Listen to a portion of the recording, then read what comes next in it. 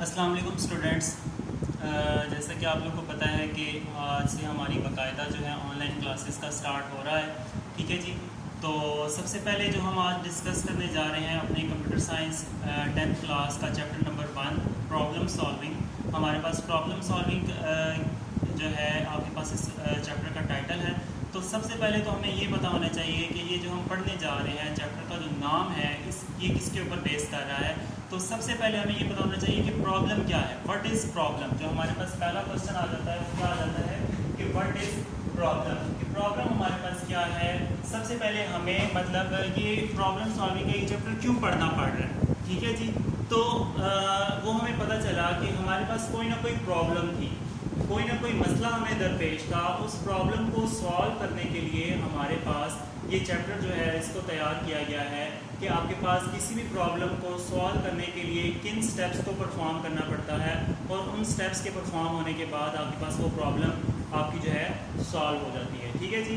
तो इसके लिए सबसे पहले कि जैसा कि मैंने आप लोग को पहले भी कहा था कि आप लोगों के पास आईटी सीरीज़ की कंप्यूटर साइंस की बुक जो है वो मौजूद होनी चाहिए। ये वाली बुक आपके पास कंप्यूटर साइंस की आईटी सीरीज़ की मौजूद हो, ताकि आप लोगों को जब ये लेक्चर आप लोग सुन रहे हों उस टाइम कोई भी मसला दरपेश ना हो। जब आपने ये लेक्चर सुनना है आप लोगों ने वो बुक अपने पास रखनी है। बुक ओपन करके जो बुक का पेज नंबर मैं आपको लेक्चर के अंदर बताऊँगा वो बुक का पेज नंबर आपके पास ओपन होना चाहिए। ठीक है जी। ताकि आप लोग अच्छे तरीके से इस लेक्चर को अंडरस्टैंड कर सकें और आपको किसी किस्म की कोई भी मुश्किल दरपेश ना हो। ठीक है जी। तो सबसे पहले जो ये मेरे पास जो पेज है ये इंट्रोडक्टरी पेज है आपके पास प्रॉब्लम सॉल्विंग का। इसके ऊपर पेज नंबर मेंशन नहीं है, लेकिन ये फर्स्ट पेज बनता है। पहला पेज जो पेज नंबर 1 जो है आपके पास वो ये बन रहा है। ठीक है जी। तो ये आपके पास यहाँ पे मौजूद है। तो यहाँ पे सबसे पहले उसने ये किया कि what is problem solving, what are the different stages of problem solving, कि आपके पास प्रॉब्लम सॉल्विंग है क्या और इसके डिफरेंट स्टेजेस क्या हैं। आज का जो आपका टॉपिक होगा वो इतना ही होगा। आपको ये बताऊंगा कि आपके पास प्रॉब्लम होती क्या है और उस प्रॉब्लम को सॉल्व करने के लिए किन स्टेजेस से हमें जो है वो गुजरना पड़ता है। ठीक है जी। तो सबसे पहले तो आपके पास ये होना चाहिए कि व्हाट इज़ प्रॉब्लम, प्रॉब्लम क्या है। आपको पता है कि डेली लाइफ में भी आपको कोई ना कोई जब मसला दरपेश आता है, फॉर एग्जांपल आपने कोई भी काम करना है, फॉर एग्जांपल आपने कॉलेज जाना है। ठीक है जी। तो ये आपके पास एक प्रॉब्लम है। आप कॉलेज जा रहे हैं, अपने कॉलेज मतलब फॉर एग्जांपल आप घर से निकले हैं, पहला स्टेप आपने परफॉर्म, बल्कि पहले आप तैयार श्यार हुए हैं। ठीक है। कॉलेज की यूनिफॉर्म आपने पहनी है। ठीक है जी। फिर आप घर से निकले हैं, घर से निकलकर आप अपनी गाड़ी में बैठे हैं, गाड़ी में बैठकर फिर आपने ट्रैवल किया है और ट्रैवल करके आप जो है फिर कॉलेज पहुंचे हैं। फिर कॉलेज पहुंचकर आपने कॉलेज से इंटर हुए हैं, इंटर होकर आगे क्लास में गए हैं। ठीक है। तो ये डिफरेंट स्टेप्स बन रहे हैं कि आपने सबसे पहले यूनिफॉर्म पहनी, उसके बाद आपने जो है घर से निकले, गाड़ी में बैठे, आगे ट्रैवल किया। ये डिफरेंट स्टेप्स हैं। ठीक है। तो ये आपके पास आप क्या कर रहे हैं, ये आप एक प्रॉब्लम को सॉल्व करने के लिए डिफरेंट स्टेप्स परफॉर्म कर रहे हैं। ठीक है जी। तो बेसिक आपके पास प्रॉब्लम क्या है, कोई भी मसला यानी कोई भी काम जो आपने करना है वो आपके पास क्या है, एक प्रॉब्लम है। ठीक है जी। तो उसके लिए डिफरेंट स्टेप्स हैं। वो डिफरेंट स्टेप्स कौन से हैं, अगर हम आपके इस चैप्टर की बात करें, कंप्यूटर साइंस की बात करें, तो कंप्यूटर साइंस के अंदर जो आपके पास डिफरेंट स्टेप्स परफॉर्म करवाए जाते हैं। प्रॉब्लम की तो आपको समझ आ गई होगी कि कोई भी मसला, कोई भी काम जो आपने करना है वो आपके पास क्या है, एक प्रॉब्लम है। ठीक है जी। और उस प्रॉब्लम को परफॉर्म करने के लिए जो डिफरेंट स्टेप्स हैं, इसमें सबसे पहला जो आपके पास स्टेप बताया गया है आपकी बुक के अंदर, यहीं से मैं बता रहा हूँ कि आपके पास the following steps can be followed to solve any kind of problem. किसी भी प्रॉब्लम को सॉल्व करने के लिए फ्लोइंग स्टेप्स जो है वो परफॉर्म किए जाते हैं। तो ये सबसे पहले मैं आपके पास यहाँ पे मेंशन कर देता हूँ, स्टेप्स टू सॉल्व प्रॉब्लम।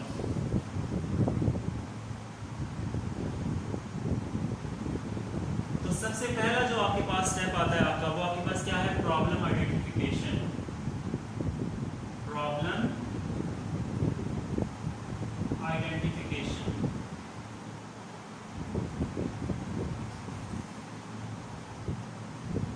ये आपके पास पेज नंबर 1 के ऊपर ही मौजूद है। यहाँ पे आपके पास थोड़ा सा मैं यहाँ से रीड आउट करूँगा और फिर उसके बारे में डिटेल आपसे डिस्कस करूँगा। Problem identification is the important step to find the correct solution of a problem. A problem cannot be solved if it is not identified correctly. अब इस बात का क्या मतलब है कि जब आपको प्रॉपर तरीके से पता ही नहीं है कि आपकी प्रॉब्लम है क्या, तो आप उसका सोल्यूशन किस तरह फाइंड करेंगे। तो सबसे पहला आपके पास क्या स्टेप है, वो आपके पास है कि प्रॉब्लम आइडेंटिफाई। आपने अच्छी तरह आइडेंटिफाई करना है कि आपको क्या प्रॉब्लम दरपेश है। प्रॉब्लम का आइडेंटिफाई होना बहुत ज़्यादा ज़रूरी है। ठीक है जी। तो सबसे पहले आपने स्टेप जो है वो आपके पास क्या है, आपको अच्छी तरीके से पता होना चाहिए कि आपकी प्रॉब्लम है क्या। ठीक है जी। उसके बाद हम आ जाते हैं आगे, जो है एग्जांपल इसने दी हुई है पेज नंबर 2 के ऊपर। Suppose we need to develop a simple calculator, कि अगर हम किसी सिंपल कैलकुलेटर को हमने डेवलप करना है तो जो मेजर आपके पास जो चीज़ें आपको पता होनी चाहिए वो आपके पास क्या है। सबसे पहले इसने एग्जांपल दिया है, how basic arithmetic operations are perform such as addition, subtraction, multiplication, कि आपके पास ये जो बेसिक आपके पास काम है ये किस तरह होंगे, ये आपको सबसे पहले तो पता होना चाहिए। उसके बाद how input should be accepted, how output should be displayed, यानी आपके पास ये तीन जो है वो मेन आपके पास प्रॉब्लम आइडेंटिफाई करने के लिए है कि अगर आपने कोई कैलकुलेटर बनाना है तो आपको ये तीन चीज़ें मेन पहले पता होनी चाहिए। कि सबसे पहले आपके पास ये पता होना चाहिए कि आपने ये प्रॉब्लम के अंदर जो कैलकुलेटर के अंदर बेसिक अरिथमेटिक ऑपरेशन है वो किस तरह परफॉर्म करने हैं। दूसरा, आपने जो इनपुट देनी है वो किस तरह देनी है, जो आउटपुट आनी चाहिए वो किस तरह आनी चाहिए। ठीक है जी।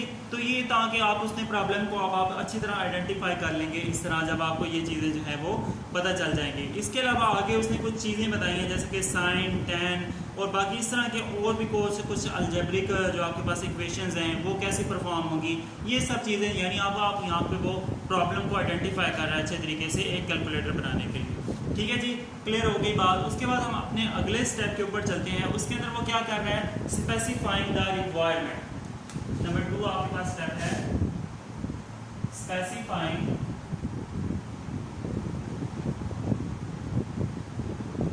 रिक्वायरमेंट।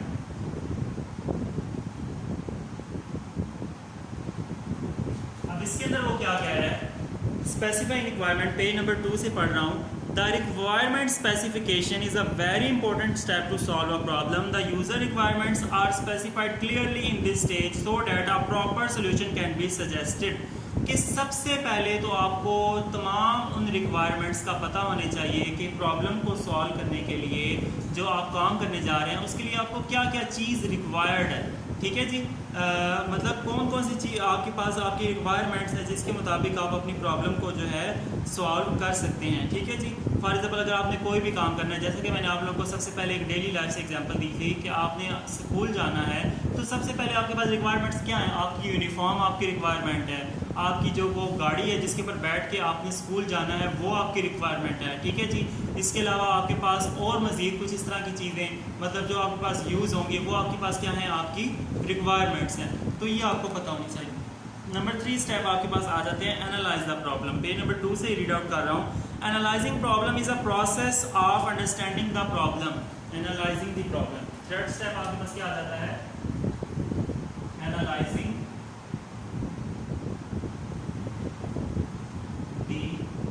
प्रॉब्लम। उस प्रॉब्लम को एनालाइज करना है। एनालाइज का मतलब क्या करना है, उस प्रॉब्लम को आपने क्या करना है, अंडरस्टैंड करना है।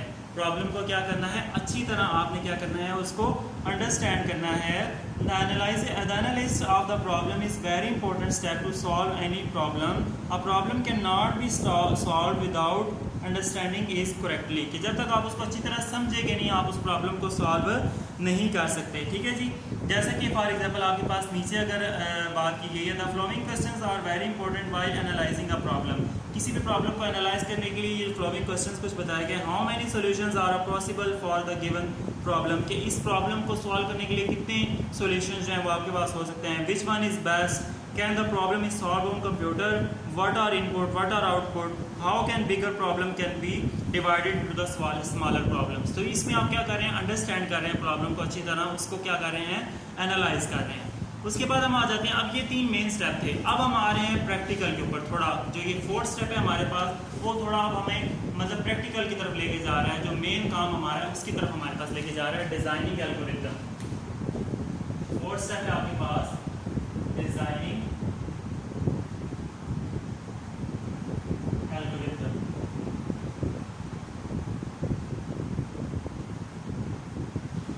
आपने आप क्या करना है, अपना एक एल्गोरिथम डिज़ाइन करना है। एल्गोरिथम को आप इसी चैप्टर के अंदर आगे जाके डिटेल से भी पढ़ेंगे।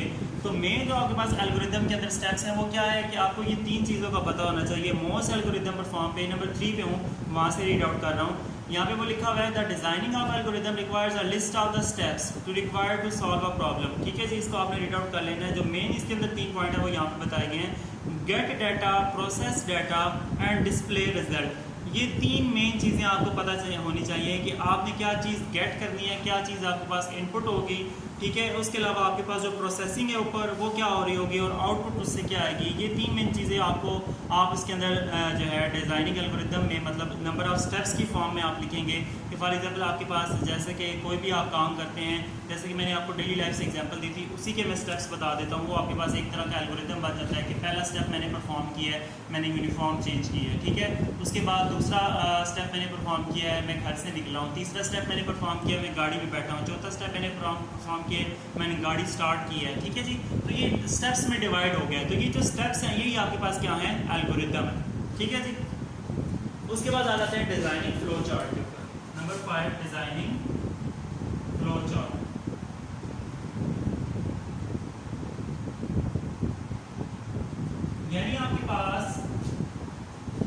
यानी आपके पास ये जो आपने स्टेप्स लिखे हैं जैसे कि मैंने आपको बताए हैं, अब उसी को आपने एक फ्लो चार्ट की शक्ल दे देनी है। यानी एक आप इस समय के एक डायग्राम आपने बना देनी है उन स्टेप्स की, उसको एक फ्लो चार्ट में शो करवा देना है। इस फ्लो चार्ट को भी आप इसी चैप्टर के अंदर आगे जाके डिटेल से देखेंगे, ठीक है जी। तो बेसिक यही है कि आपके पास ग्राफिकल रिप्रेजेंटेशन है आपके एल्गोरिथम की।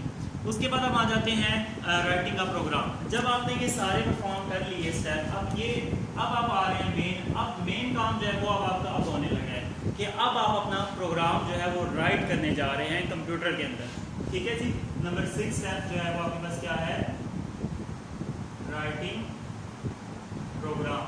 यानी आपने सारा उसमें से जो है कर लिया, एल्गोरिथम स्टेप्स जो थे वो कर लिए, उसको फ्लो चार्ट बना लिया। अब आप अपना प्रोग्राम जो है राइट करने जा रहे हैं, यानी कि कोडिंग करने जा रहे हैं।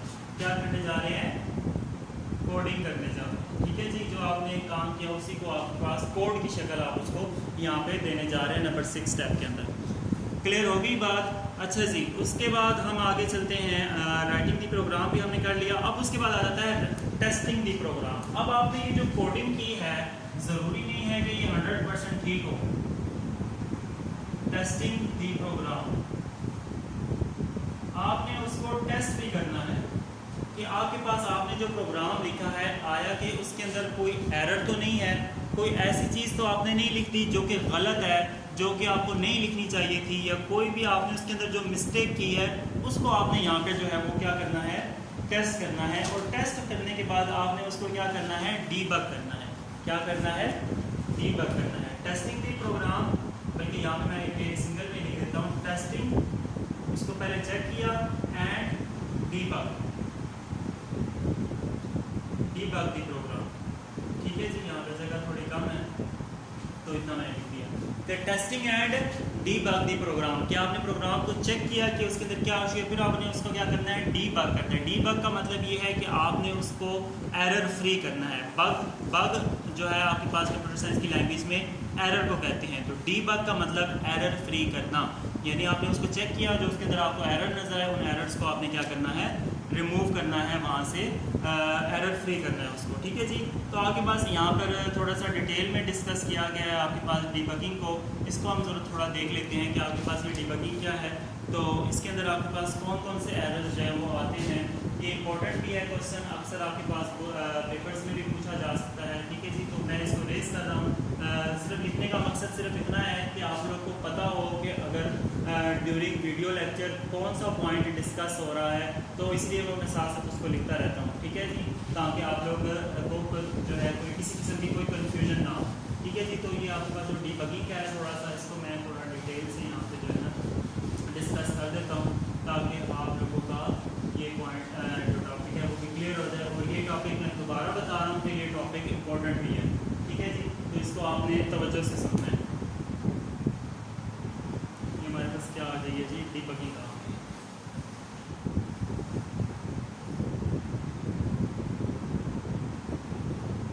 डीबगिंग के बारे में थोड़ा सा मैंने पहले भी आपको बताया कि एरर फ्री करना, प्रोग्राम को जो भी आपने प्रोग्राम लिखा उसको आपने क्या करना है, एरर फ्री करना, ठीक है जी। तो आपके पास मेन जो आपके पास एरर्स हैं वो आपके पास 3 टाइप्स के होते हैं। आपके पास एक आपके पास होता है सिंटैक्स एरर,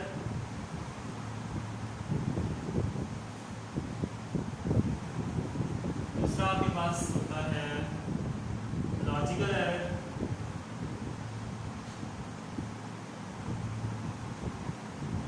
और थर्ड आपके पास है रन टाइम। बस थोड़ी थोड़ी इनकी डिटेल है जो मैं यहाँ पर डिस्कस करूँगा, गौर से सुन लेनी है बस आप। रीड आउट हम इसको नहीं करेंगे, रीड आउट आप इसको खुद कर लीजिएगा। तो बस इसका मैं इंट्रोडक्शन करवा देता हूँ। सिंटैक्स एरर नाम से पता चल रहा है कि आपके पास बेसिकली आपको पहले ये पता होना चाहिए कि सिंटैक्स क्या होता है।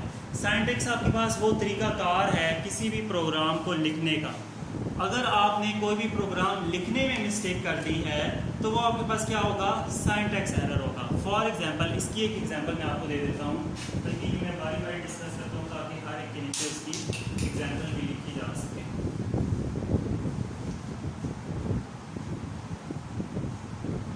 जैसे कि आपके पास सिंटैक्स एरर है, तो सिंटैक्स एरर में आपको पता होना चाहिए कि सिंटैक्स एरर किस तरह का हो सकता है। फॉर एग्जांपल जैसे कि आपने स्पेलिंग की कोई मिस्टेक कर दी है, आपके पास लफ्ज़ है प्रिंट, PRINT प्रिंट, लेकिन आपने गलती से क्या कर दिया है, इंस्टेड ऑफ आपने इसकी जगह बल्कि क्या लिख दिया है, प्रिंट लिख दिया है, PRENT। तो ये आपके पास क्या होगा, आपका सिंटैक्स एरर होगा। ठीक है जी, ये आपके पास आपका क्या होगा, सिंटैक्स एरर होगा। आपने लिखना इसको था लेकिन आपने क्या कर दिया, इसको लिख दिया, यानी आपने इस तरह नहीं लिखना, इस तरह लिखना है। ये आपके पास क्या है, एरर है। ठीक है जी, ये आपके पास क्या है, आपका सिंटैक्स एरर है इस तरह का। या इसकी जगह आप इस तरह भी कर सकते हैं कि आपने लिखना था x = 5, लेकिन आपने क्या लिख दिया है, 5 = x। अब मैथ में अगर आप ये चीज़ लिखते हैं तो इससे कोई फ़र्क नहीं पड़ता, लेकिन कंप्यूटर के अंदर इससे फ़र्क पड़ता है, क्योंकि ये आपके पास दरमियान में है, ये असाइनमेंट ऑपरेटर है। इसका ये मतलब है कि आप 5 असाइन कर रहे हैं x को, यानी किसी वेरिएबल को आप एक कांस्टेंट असाइन कर रहे हैं। ये आप कर सकते हैं, लेकिन किसी कांस्टेंट की वैल्यू आपको पता है कि कांस्टेंट हमेशा कांस्टेंट रहता है। ये आप लोगों ने कांस्टेंट और वेरिएबल की डेफिनेशन 9th क्लास के अंदर पढ़ी थी कि आपके पास कांस्टेंट हमेशा कांस्टेंट रहता है, कांस्टेंट की वैल्यू चेंज नहीं हो सकती। तो आप कांस्टेंट को x असाइन नहीं कर सकते, जबकि x एक वेरिएबल है और एक वेरिएबल को आप एक कांस्टेंट असाइन कर सकते हैं। ठीक है जी, तो ये आपके पास करेक्ट है, और ये आपके पास क्या है, ये आपके पास क्या है, आपका एरर है। ठीक है जी, ये आपके पास क्या है, आपका एरर है। तो ये आपके पास भी इसमें आएगा, सिंटैक्स एरर के अंदर आएगा। ठीक है जी, उसके बाद जो आपके पास अगला है वो हमारे पास क्या है, लॉजिकल एरर।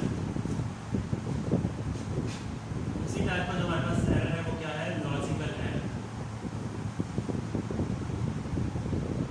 अब लॉजिकल एरर जैसे कि नाम से पता चल रहा है कि आपके पास लॉजिक, हमने जो लॉजिक बनाई है वो हमारी लॉजिक ठीक नहीं है, पुअर लॉजिक है। ठीक है जी, तो ये आपके पास इसकी कुछ एग्जांपल्स दी गई हैं आपके पास। जैसे कि फॉर एग्जांपल आपके पास ये नीचे एग्जांपल से मैं आपको समझाऊंगा तो आपको समझ आ जाएगी। आपके पास यहाँ पे नीचे लिखा हुआ है, using wrong condition in the program such as writing a is less than instead of a is greater than 5। कि आपने कंडीशन प्रोग्राम के अंदर लगानी थी कि आपके पास a जो वेरिएबल है वो आपके पास क्या होना चाहिए, ग्रेटर होना चाहिए 5 से, लेकिन आपने गलती से क्या लिख दिया है कि a is less than 5। तो आपके पास ये क्या हो गया, यानी आपने लिखना ये था, ये लिखना था, लेकिन आपने क्या कर दिया है, ये लिख दिया है। तो आपके पास ये क्या होगा, पुअर लॉजिक, यानी आपकी लॉजिक में मिस्टेक है। बज़ाहिर देखने से इसमें कोई गलती नहीं है, ये लेस देन का साइन लगा हुआ है, लेस देन भी हो सकता है, ग्रेटर देन भी हो सकता है, लेकिन आपकी जो लॉजिक थी वो लेस देन की लॉजिक थी, लेकिन आपने ग्रेटर देन की लॉजिक बना दी। तो आपके पास यहाँ पे लॉजिक की मिस्टेक आ गई, तो ये आपके पास क्या होगा, आपका लॉजिकल एरर होगा। क्या होगा, ये लॉजिकल एरर होगा। इसी तरह एक और यहाँ पे एग्जांपल देख लेते हैं, इसी के नीचे दी गई है, यूजिंग रॉन्ग फार्मूला, यानी आपने फार्मूला को रॉन्ग यूज़ कर लिया। जैसे कि एवरेज का आपके पास फार्मूला है total multiply by 5 instead of average total divided by 5, कि आपने मल्टीप्लाई करने की बजाय उसको क्या कर दिया है, जो है आपने उसको डिवाइड कर दिया है। ठीक है जी, फॉर एग्जांपल आपने करना था कि आपके पास जो है एवरेज का फार्मूला यहाँ पे ये बताया गया है कि आपके पास एवरेज आपने निकालनी थी, average is equal to total multiply by 5। ठीक है जी, जो भी टोटल था उसको 5 से आपने मल्टीप्लाई करना था। जबकि आपने जो लॉजिक बना दी वो क्या कर दी, टोटल डिवाइडेड बाय 5। ठीक है जी, तो ये आपके पास क्या होगी, लॉजिक जो है वो क्या होगी, गलत होगी। यहाँ पे आपके पास लॉजिक आपकी क्या होगी, गलत होगी, तो ये आपके पास लॉजिकल एरर हो गया। क्लियर होगी बात। अच्छा जी, उसके बाद जो आपके पास थर्ड टाइप का एरर है वो आपके पास कौन सा है, जगह थोड़ी कम है, इरेज करना पड़ेगा।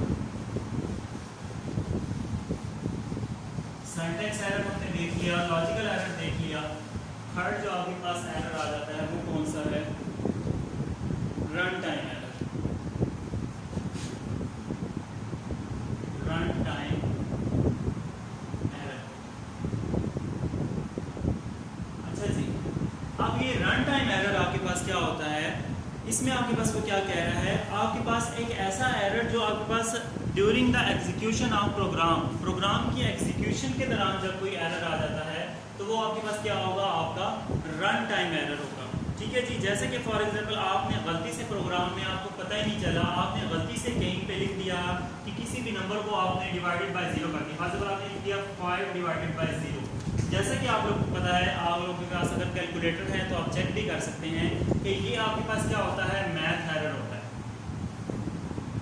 जब भी आप कैलकुलेटर पे लिखते हैं तो आपके पास क्या आ जाता है, मैथ एरर आ जाता है। यानी ये एक अनडिफाइंड फॉर्म है, यानी 0 पे आप किसी भी नंबर को डिवाइड नहीं कर सकते। तो ये एक ऐसा एरर है जो आपके पास बज़ाहिर देखने में ठीक लग रहा है, लेकिन रन टाइम ऐसा एक एरर आ जाएगा क्योंकि ये एक मैथ एरर है। ठीक है जी, इसके अलावा दूसरी आपके पास क्या हो सकती है, आप एक ऐसी फाइल को ओपन कर रहे हैं जो आपके पास एग्जिस्ट ही नहीं करती, कि आप अपने प्रोग्राम के अंदर किसी ऐसी फाइल को एग्जिस्ट कर रहे हैं ओपन, जो आपके पास आपके कंप्यूटर के अंदर मौजूद ही नहीं है। ठीक है जी, तो ऐसा एरर भी आपके पास क्या कहलाएगा, रन टाइम एरर कहलाएगा।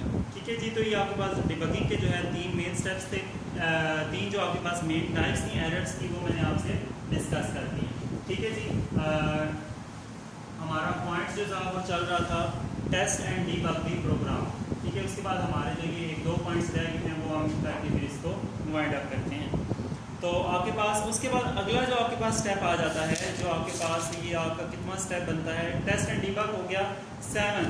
अब आपने क्या करना है, प्रोग्राम को क्या करना है, इम्प्लीमेंट करना है। जो 7 स्टेप आपके पास क्या है, इम्प्लीमेंट द प्रोग्राम। इसमें वो क्या कह रहा है, अब देखें, सबसे पहले आपने क्या किया, प्रॉब्लम को आइडेंटिफाई किया, उसको एनालाइज किया, अंडरस्टैंड किया, एल्गोरिदम बनाया, उसके अलावा फिर फ्लो चार्ट बनाई, फ्लो चार्ट के बाद प्रोग्राम लिखा, प्रोग्राम लिखने के बाद उसके अंदर देखा कि कोई एरर तो नहीं है, उस एरर को एरर फ्री किया। अब एरर फ्री भी हो गया, बिल्कुल ठीक हो गया प्रोग्राम आपका, 100% ठीक हो गया। अब आप उस प्रोग्राम को क्या करने जा रहे हैं, इम्प्लीमेंट करने जा रहे हैं। यानी अब आपने उस प्रॉब्लम का सोल्यूशन फाइंड कर लिया, अब आप उस सोल्यूशन को क्या करने जा रहे हैं, इम्प्लीमेंट करने जा रहे हैं। तो implement the program, implement the program में वही आपने जो आपने एरर फ्री कर लिया उसको क्या कर देना है, इम्प्लीमेंट कर देना है। उसके बाद अगला जो आपके पास स्टेप आ जाता है, maintain and update. Maintain and update, यानी जो भी आपने फॉर एग्जांपल प्रोग्राम बनाया है, आपने उसको वक्त के साथ साथ मेंटेन भी रखना है और अपडेट भी करते रहना है। क्यों? क्योंकि आपके पास फिर इस तरह जाके वो आगे स्लो हो जाता है। जैसे कि आप अपने मोबाइल के अंदर कुछ एप्लीकेशंस यूज़ करते हैं और आपको टाइम टू टाइम उनके अपडेट के ऑप्शन आते रहते हैं। ठीक है, वो क्यों आते रहते हैं, ताकि आपकी जो एप्लीकेशन है वो फ्रेश रहे, उसके अंदर किसी किस्म की कोई जो है मसला या कोई किस्म का किसी का कोई बग या कोई एरर ना उसके अंदर आए, तो वो मेंटेन और अपडेशन कहलाती है। तो आपकी जो आपने प्रॉब्लम का जो सोल्यूशन निकाला है उसके अंदर ये फ्लेक्सिबिलिटी भी होनी चाहिए कि वो मेंटेन भी उसको किया जा सके और अपडेट भी किया जा सके। और नंबर जो 9 है, लास्ट जो आपके पास आ जाती है, वो आपके पास क्या है, डॉक्यूमेंट द प्रोग्राम। डॉक्यूमेंटिंग का प्रोग्राम, यानी आपने ये पूरा का पूरा जो काम किया है, ये सारे के सारे जो आपने 8 के 8 स्टेप्स परफॉर्म किए हैं, उसको एरर फ्री किया है, उसको सबसे पहले प्रॉब्लम को आपने आइडेंटिफाई किया है, एनालाइज किया है, एल्गोरिदम बनाए हैं, फ्लो चार्ट बनाई है, ये सारी की सारी आपने एक डॉक्यूमेंटेशन करनी है जिसके अंदर आपके पास एल्गोरिदम्स भी लिखे जाएंगे, फ्लो चार्ट्स भी बनाई जाएंगी, प्रोग्राम की कोडिंग भी की जाएगी। ये सारी आपके पास एक डॉक्यूमेंट तैयार होगी जिसके अंदर वो सारे के सारे स्टेप्स को बाकायदा तौर पर एक्सप्लेन किया जाएगा। ये बहुत ज़रूरी है कि किसी भी प्रोग्राम को, कोई भी एप्लीकेशन जब आप बनाते हैं तो उसको डॉक्यूमेंट करना बहुत ज़रूरी है, ताकि आपके पास जो है एक पूरा का पूरा रिकॉर्ड मौजूद हो कि आपने इस प्रॉब्लम को सॉल्व करने के लिए कौन कौन से स्टेप्स परफॉर्म किए हैं और कौन कौन से काम आपने किए हैं। ठीक है जी, आज के लिए इतना काफ़ी है। डॉक्यूमेंटिंग की प्रोग्राम यहाँ तक, पेज नंबर 5 तक आज हमने पढ़ लिया है। ठीक है जी, इस लेक्चर को आपने गौर से सुनना है। मैं बार बार कह रहा हूँ, आप लोगों ने बिल्कुल लापरवाही नहीं करनी किसी किस्म की, इसको गौर से आप लोगों ने सुनना है। इसके अलावा आपको हो सकता है इससे मैं आपसे अगले दिन जब आपको लेक्चर सुनने के बाद इससे आपसे क्वेश्चंस भी किए जाएंगे, ताकि मुझे इस चीज़ का भी आइडिया हो जाए कि आप लोगों ने इस लेक्चर को प्रॉपर तरीके से सुना है या नहीं सुना।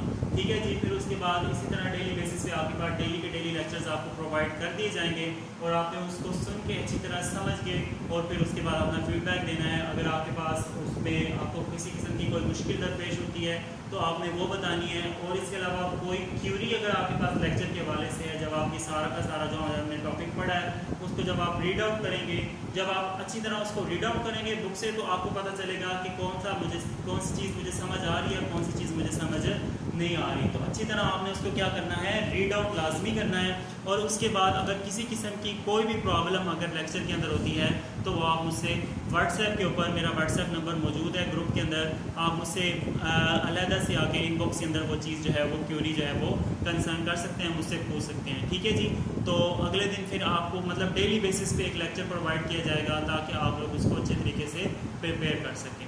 ओके जी, अपना ख्याल रखिएगा। अल्लाह हाफिज़।